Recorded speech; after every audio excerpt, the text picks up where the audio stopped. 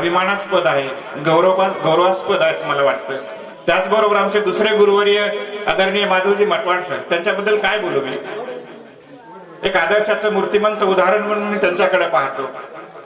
त्यांनी मुळकीतच नाही पण सेवेत जेव्हा जेव्हा पदार्पण केलं त्या शाळेवर त्यांनी अत्यंत विविधांगी अध्ययन अनुभवाची मांडणी करून विद्यार्थ्यांचं जे शिकणं आहे ते विद्यार्थ्याचं शिकणं श्रीमंत केलेलं आहे.